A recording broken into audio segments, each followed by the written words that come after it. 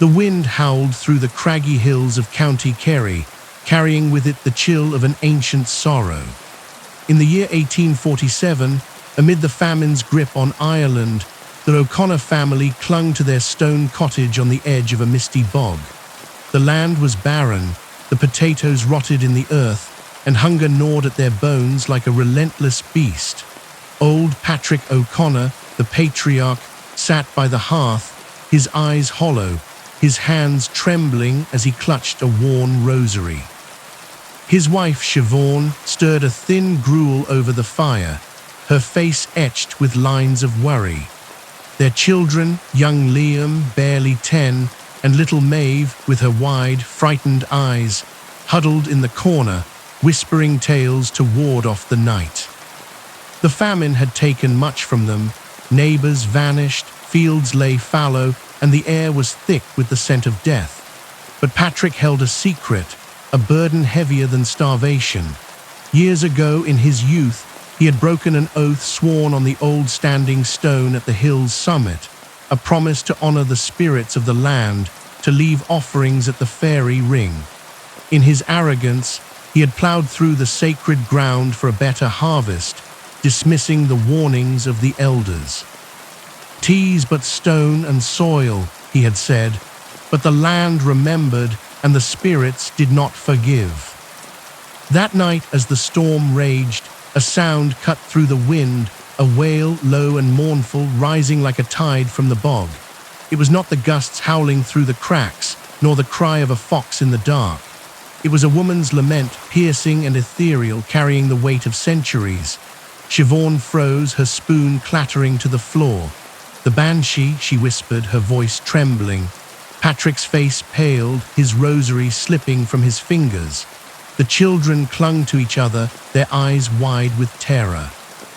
The wail grew louder, circling the cottage like a predator, its notes weaving sorrow and doom. Liam pressed his face to the window, peering into the night. Through the rain-lashed glass, he glimpsed a figure, a woman in white, her hair streaming like smoke, her mouth open in a cry that shook the very earth. Her eyes were pools of shadow, her skin pale as moonlight, and her dress flowed like mist over the bog. The Banshee, harbinger of death, had come for the O'Connors. Patrick staggered to his feet, his voice a rasp. "Away with ye!" He shouted, but the wail only intensified, rattling the shutters, stirring the fire to embers. The family gathered, their breaths shallow as the Banshee's cry filled the air.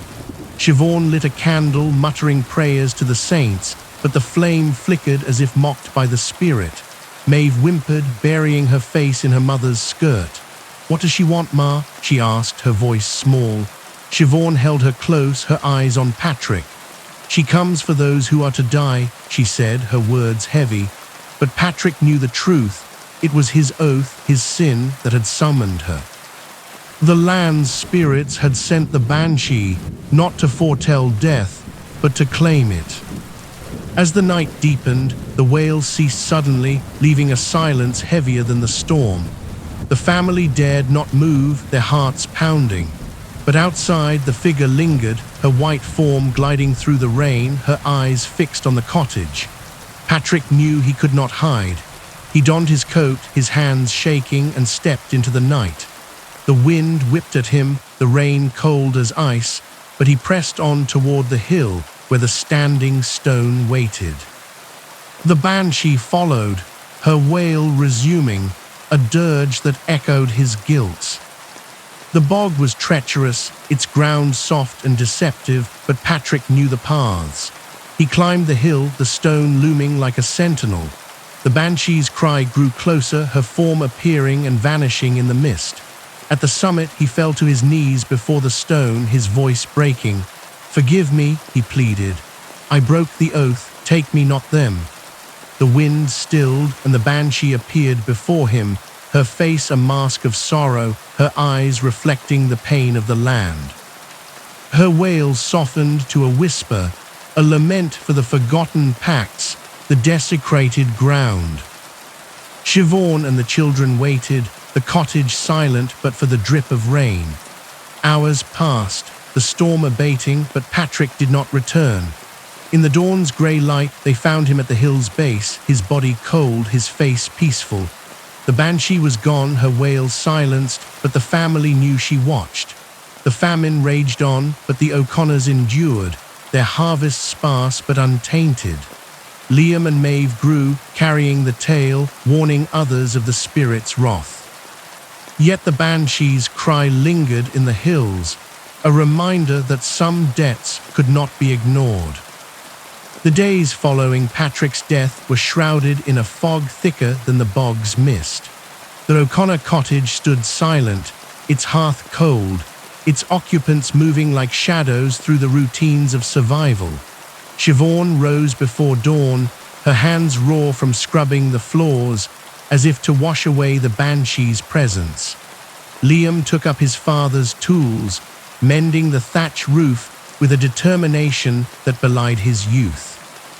Little Maeve wandered the hills, her eyes scanning the horizon, whispering to the wind as if seeking answers from the spirits. The famine pressed on, its grip unrelenting, but the family endured, their grief a quiet companion. Whispers spread through the village like wildfire through dry heather. Neighbors spoke of the Banshee's wail, heard faintly in the night, a harbinger that had claimed old Patrick. Some crossed themselves, muttering prayers, others avoided the O'Connor home, fearing the curse lingered. But Siobhan knew the truth. It was no random visitation. Patrick's oath, broken long ago, had summoned the spirit.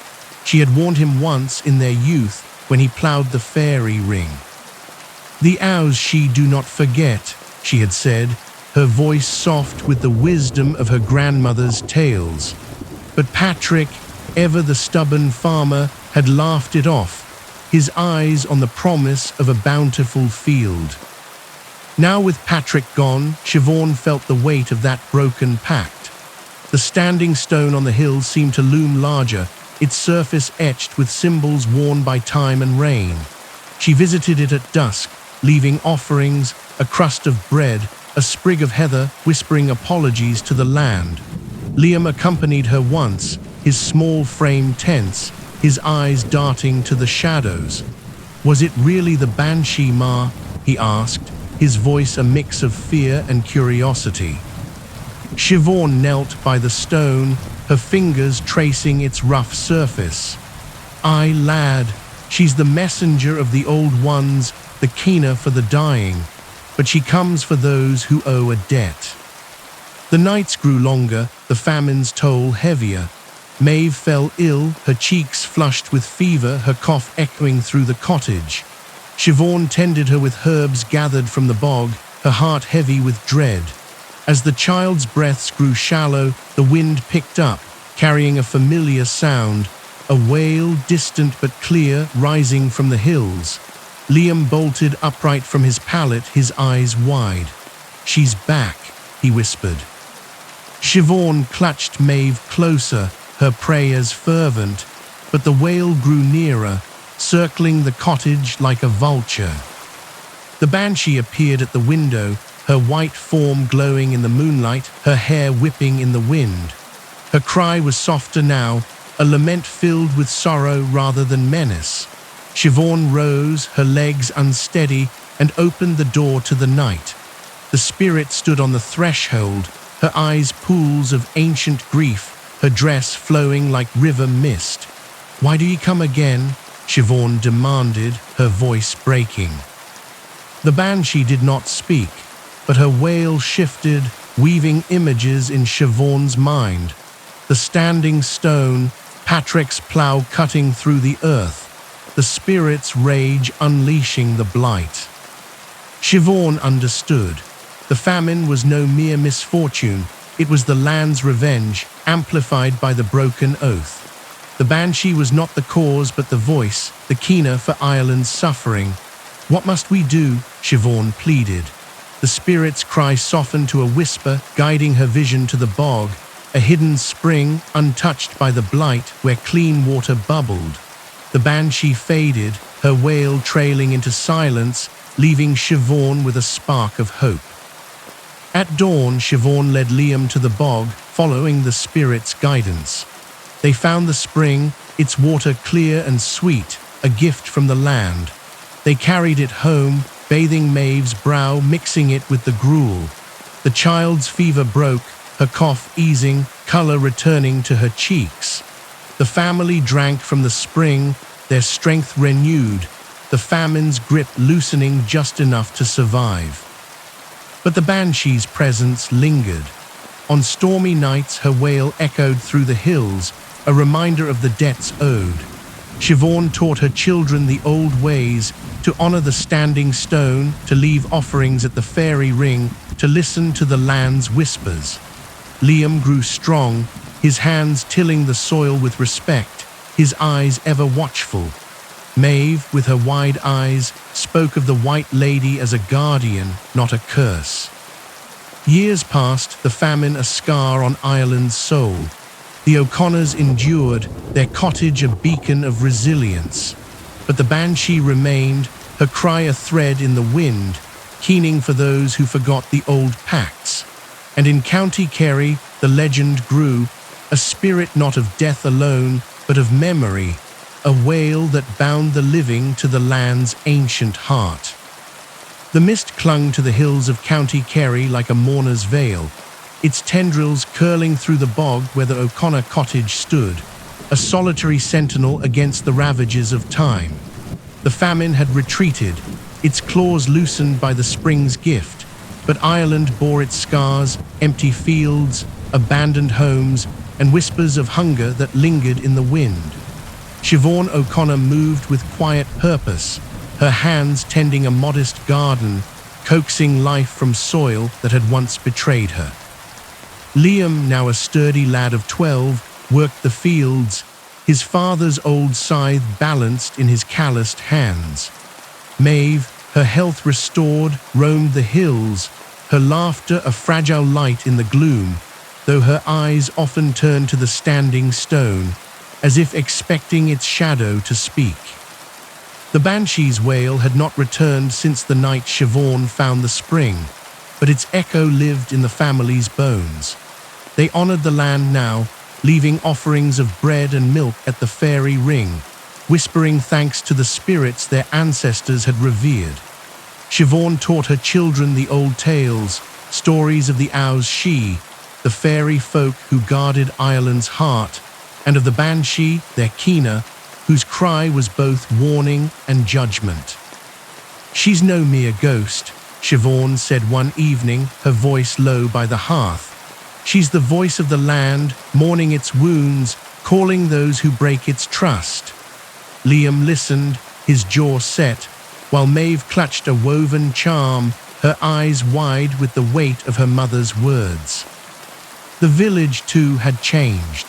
Those who survived the famine spoke of the O'Connors with a mix of awe and fear, their survival a miracle attributed to the spring or to darker dealings with the spirits. Old tales resurfaced, whispered in the tavern's dim light. The Banshee was not one but many, each bound to a family, her cry a thread in Ireland's ancient tapestry. Some said she was a fallen goddess, others a lost soul, but all agreed she was eternal, her wail woven into the land's memory. Siobhan heard these stories and kept her own counsel, knowing the truth lay in the standing stone, in Patrick's broken oath, in the debt that had called the spirit to their door. One autumn night, as the harvest moon hung low, a storm brewed over the hills, its thunder a growl that shook the cottage's walls. Siobhan woke with a start, her heart racing, the air heavy with a familiar dread. She lit a candle, its flame trembling, and checked on her children. Liam slept soundly, his scythe by his side, but Maeve was gone, her pallet empty, the door ajar. Siobhan's breath caught, her mind flashing to the Banshee's white form, her wail circling the night. She donned her shawl and stepped into the storm, calling Maeve's name, her voice swallowed by the wind. The hills were alive with shadows, the rain lashing like a whip. Siobhan climbed toward the standing stone, her feet sinking into the bog's soft earth, her candle snuffed out by the gale. There at the hill's summit, she found Maeve, her small form kneeling before the stone, her hands clutching a sprig of heather. The girl's eyes were fixed on the darkness, her voice a whisper. "She's here, Ma," Maeve said, her words barely audible. Siobhan followed her gaze and saw her, a figure in white, her hair streaming like mist, her mouth open in a silent wail. The Banshee stood atop the stone, her eyes pools of sorrow, her dress flowing as if caught in an unseen tide. Siobhan pulled Maeve close, her heart pounding. "Why do you come?" she demanded, her voice fierce despite her fear. The Banshee's wail began soft at first, a lament that wove through the storm, carrying images of ancient Ireland, green hills untouched by blight, stone circles glowing with offerings, druids chanting to the moon. The visions shifted, showing a woman, her face like the Banshee's, standing by a river, her cry mourning a clan lost to war. Siobhan saw her truth. The Banshee was no mere spirit, but a guardian of memory, born from the land's grief, bound to families who carried its blood. "Maeve," the Banshee whispered, her voice a thread in the wail, and Siobhan's blood ran cold. The spirit's eyes locked on the girl, not with malice but with recognition. "Ye will carry the song," she said, her words echoing in the stone. Maeve trembled but did not look away, her small hand tightening on the heather. Siobhan stepped forward, shielding her daughter. "She's but a child," she pleaded. "Leave her be." But the Banshee's wail grew louder, a chorus of voices, women, mothers, daughters, each keening for a family, a loss, a debt. The storm surged, lightning illuminating the Banshee's form, her eyes reflecting the standing stone's runes. Siobhan saw the truth in them. The O'Connors were tied to the land's blood, their lineage older than the famine, older than the stone itself. The Banshee was their kin, a sister of the Owls, she, her cry a call to remember, to honor the pacts that bound the living to the earth. Maeve's voice rose, a soft hum that matched the wail, and Siobhan's heart broke. She knew her daughter was marked, not for death but for duty. The Banshee's cry softened, her form fading into the mist, leaving the hills silent but for the rain's patter. Siobhan held Maeve, her tears mixing with the storm. "What does it mean, Ma?" Maeve asked, her voice steady despite her fear. Siobhan looked to the stone, its runes glowing faintly. "It means ye are chosen," she said, her voice heavy, "to carry the land's grief, to sing its song." Maeve nodded, her small face resolute, as if the weight of centuries rested easily on her shoulders. The years passed, the O'Connors rebuilding their life on the bog's edge. Liam grew into a man, his fields thriving, his hands offering gifts to the fairy ring. Siobhan aged, her hair silver, her eyes ever watchful for the white figure in the night. Maeve, though, was different. She wandered the hills, her voice a melody that calmed the wind, her hands weaving charms from heather and stone. Villagers spoke of her in hushed tones, calling her the Keeper, a girl who spoke to the spirits, who heard the Banshee's wail and answered with her own song. On stormy nights, when the wind howled, Maeve would climb the hill, her voice rising in a lament that echoed the Banshee's. It was no cry of doom, but a song of memory, of Ireland's ancient heart, of pacts honored and broken. The villagers listened, their fear easing, their offerings renewed. The Banshee appeared less often, her wail softer, as if Maeve's song soothed her grief. Yet she never left, her white form a shadow in the mist, a guardian of the O'Connor's bloodline. The legend of the Banshee grew, spreading beyond Kerry to every corner of Ireland. She was the keener, the mourner, the voice of the land's sorrow. But in the O'Connor tales, she was more, a sister, a protector, a reminder that the earth's memory was long, its debts eternal. Maeve carried her song, passing it to her own children, who left offerings at the standing stone, who whispered to the wind. And in the hills, the Banshee's wail lingered, not as a curse but as a call, binding the living to the land's ancient, unyielding heart. The winds of County Kerry carried the weight of centuries, whispering through the hills where the O'Connor cottage stood like a weathered monument to resilience. The famine's shadow had faded, its scars softened by time, but the land held its memories in the bog's dark depths and the standing stone's ancient runes.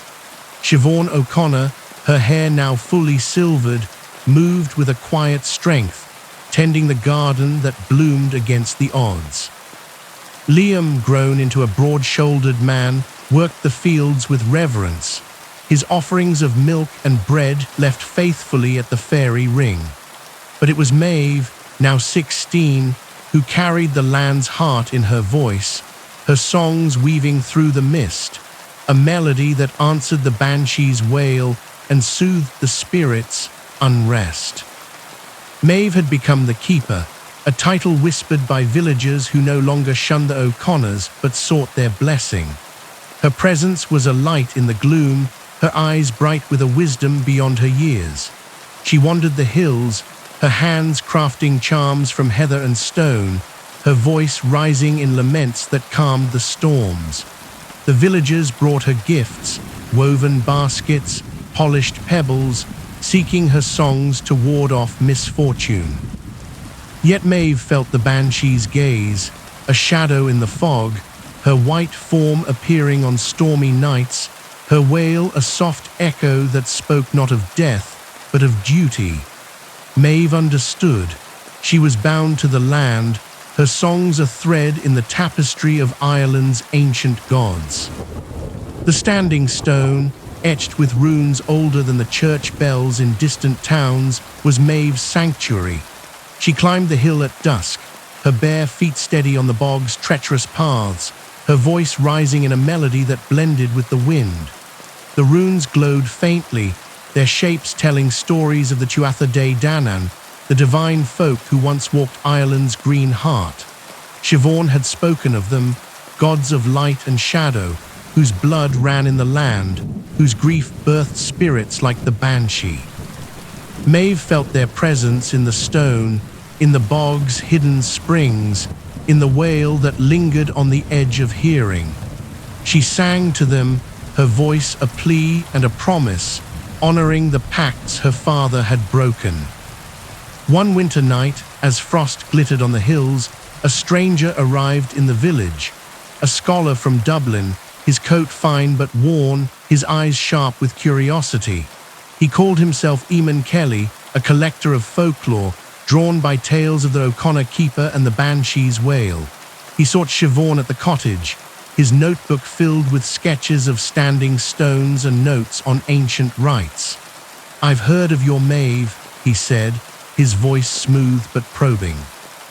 "They say she speaks to the Banshee, that her songs hold the land's secrets." Siobhan's eyes narrowed, her hand tightening on her shawl. "She sings for the living," she said, "not for scholars' books." Eamon persisted, following Maeve to the hill, his lantern casting a harsh light against the stone's runes. He spoke of the Tuatha Dé Danann, of myths that tied the Banshee to Morrígan, the goddess of war and fate. "She's no mere ghost," he said, his voice eager.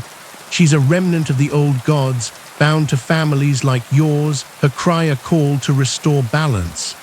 Maeve listened, her hands clutching a heather charm, her eyes on the stone. She felt the truth in his words. The Banshee was more than a keener, her wail a song of the Morrigan's grief, mourning a land wounded by time and neglect. That night the wind rose, carrying a wail that shook the village. The Banshee appeared, her white form glowing atop the standing stone, her hair streaming like a river of moonlight. Her cry was fierce, not a lament but a warning, its notes cutting through the frost. Eamon staggered, his lantern falling, his face pale as he scribbled in his notebook. "She's here," he gasped, but Maeve stepped forward, her voice rising in a song that matched the wail, a melody of defiance and reverence. The Banshee's eyes locked on her, their sorrow deepening, as if recognizing the keeper's burden. The storm surged, lightning cracking the sky, illuminating the runes that flared like fire. Visions flooded Maeve's mind, ancient battles where the Morrígan flew as a crow, her cry foretelling death, stone circles where offerings bound the gods to the land, a woman, her face like the Banshees, weeping for a clan lost to betrayal. The scholar's voice broke through, frantic. "She guards a relic," he shouted, "a stone of the Tuatha Dé Danann hidden in the bog." Maeve's heart raced. The spring, the offerings, the Banshee's guidance all pointed to a deeper truth. Siobhan arrived, her face grim, Liam at her side. "Leave the stone be," she warned Eamon, her voice a blade. But the scholar was undeterred, his eyes gleaming with greed. "Its power," he said, "a key to the gods." He plunged into the bog, his lantern bobbing, searching for the spring. Maeve sang louder, her voice a tide that fought the storm, but the Banshee's wail grew shrill, a cry of rage. The bog trembled, its waters rising, and Eamon screamed as the ground gave way, swallowing him into its depths. His lantern sank, its light snuffed out, the bog claiming its due. The Banshee's cry softened, her form fading into the mist, her eyes on Maeve. "Guard it," she whispered, her voice a thread in the wind, and Maeve understood. The relic was no mere stone, but a fragment of the land's heart, its power tied to the Morrígan, its protection her duty as keeper. The storm stilled, the runes dimming, and Siobhan pulled Maeve close, her hands trembling. "Ye have seen her truth," she said. "Ye carry her song now." The village spoke of Eamon's fate in hushed tones, a warning to those who sought the land's secrets for gain. Maeve's songs grew stronger, her voice weaving through the hills, a lament that honored the Tuatha Dé Danann and soothed the Banshee's grief. Liam guarded the cottage, his fields a testament to the pacts renewed. Siobhan watched her daughter, her heart heavy with pride and fear, knowing Maeve's role would outlive her. The Banshee's wail lingered in Kerry's hills, a sound no longer feared but revered, a call to remember the land's ancient gods. Maeve, the keeper, carried its echo, her songs a bridge between the living and the divine, her charms warding off those who would disturb the bog's secrets. The O'Connor legacy endured, their name woven into Ireland's folklore, a family bound to the Banshee, not by curse but by duty, their voices a keening for the land's eternal heart. The hills of County Kerry lay draped in twilight, their crags softened by a mist that seemed to breathe with the land's ancient pulse. The O'Connor cottage stood steadfast, its stone walls weathered but unyielding, a beacon of survival in a land scarred by famine and memory. Siobhan, now frail, her silver hair a crown of endurance, tended the hearth with trembling hands, her eyes often drifting to the hills where Maeve wandered. Liam, a man of strength and quiet reverence, worked the fields, his offerings at the ferry ring a daily ritual to honor the pacts his father had broken. But it was Maeve, now 20, who carried the weight of the keeper's mantle, her songs a thread binding the living to the land's eternal heart. Maeve's voice was a legend in itself, her laments echoing through the bog, calming storms and soothing the spirits. Villagers called her the keeper of the Wail, their gifts of woven reeds and polished stones piling at the cottage door. Her charms, braided heather, carved bone and river pebbles, hung from every home, warding off misfortune. Yet Maeve felt the Banshee's presence, a shadow in the mist, her white form appearing on moonless nights, her wail a soft echo that spoke of duty rather than doom. The standing stone was her altar, its runes glowing under her touch, whispering of the Tuatha Dé Danann and the Morrígan, whose grief had birthed the Banshee's cry. Maeve's dreams were filled with visions, ancient groves where druids chanted, rivers running red with sacrifice, a goddess cloaked in crow feathers, her eyes like the Banshees, mourning a land betrayed. She saw the relic, a stone etched with runes older than the hills, hidden in the bog's spring, its power a heartbeat that kept the spirits at bay.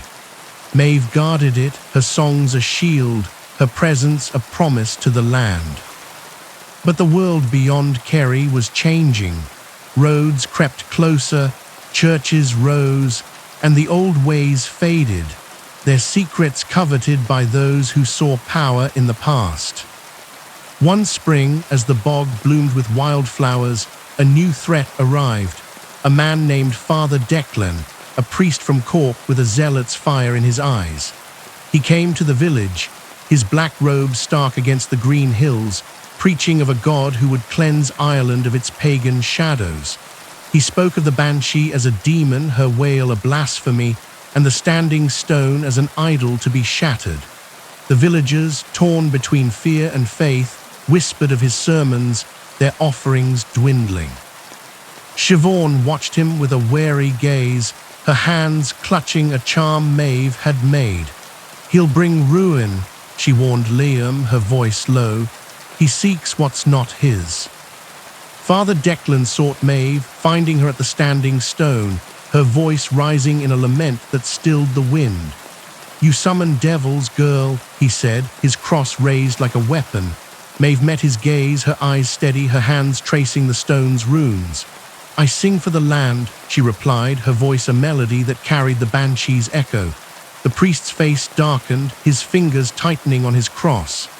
"There's power here," he said, his eyes on the stone, "a relic of the old gods hidden in the bog. I'll take it, and your demon will be silenced."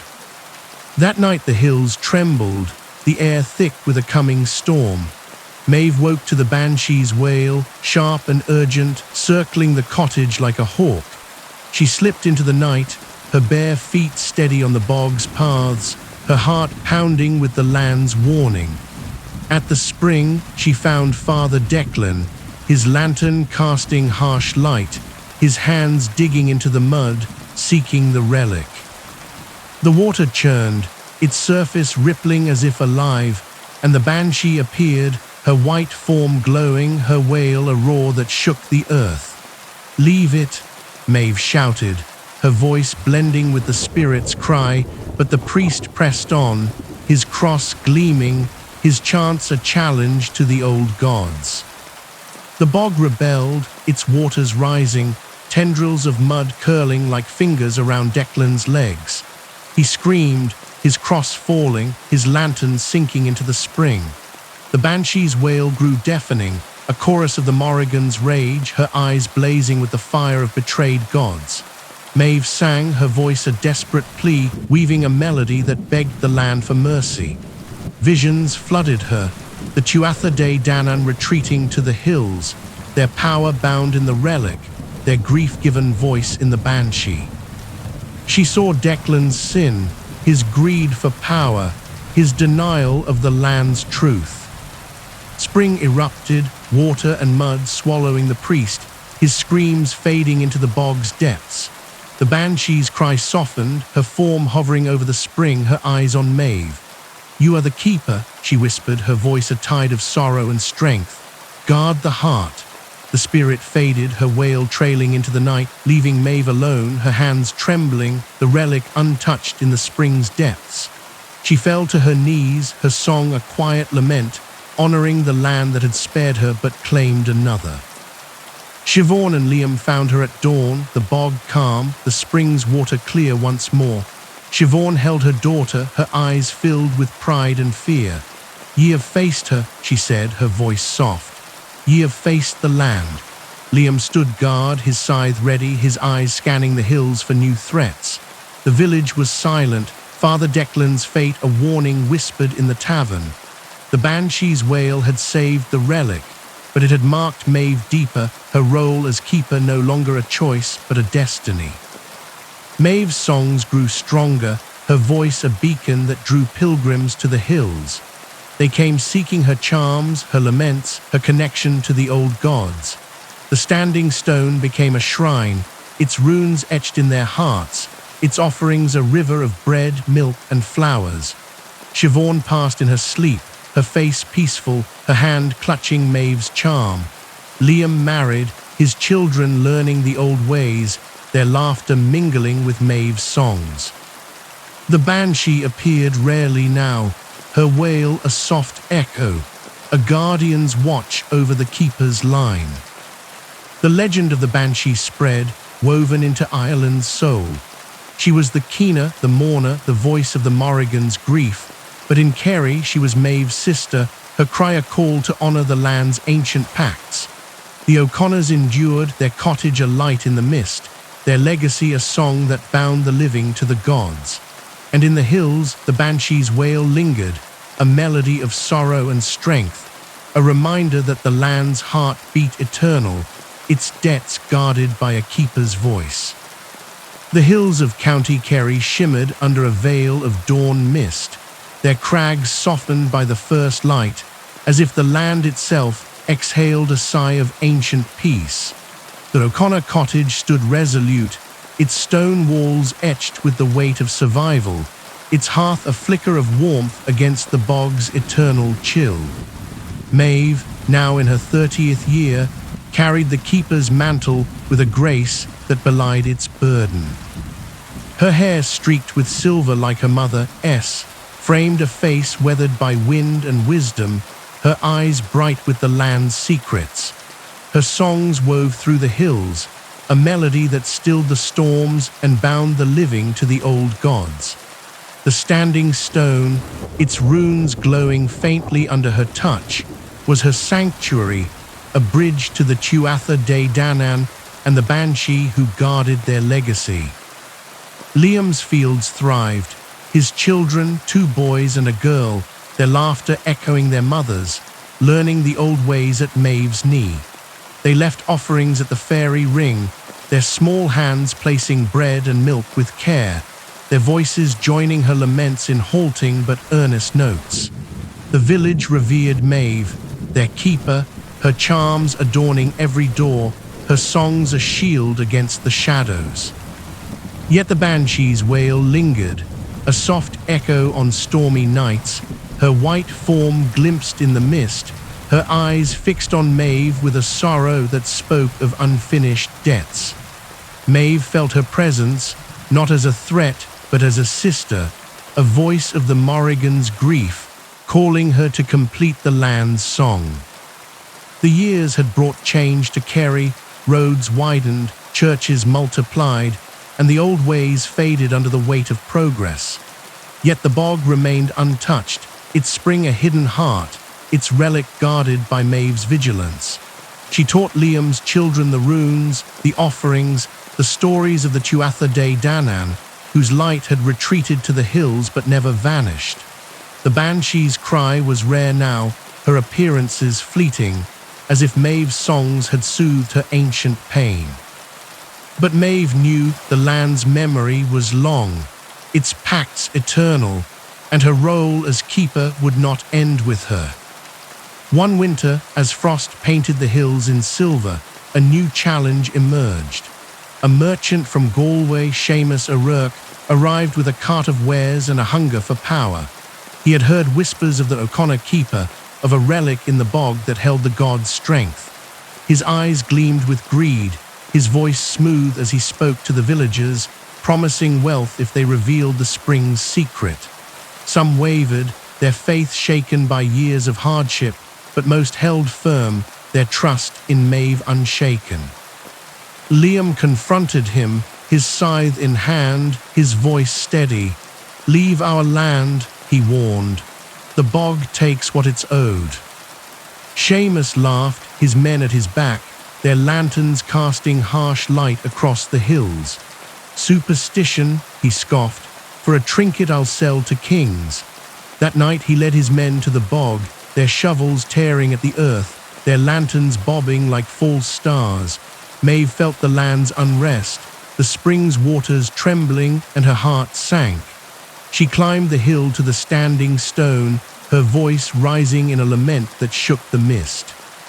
The runes flared, their light afire in the dark, and the Banshee's wail answered, a cry that split the night, fierce and unyielding.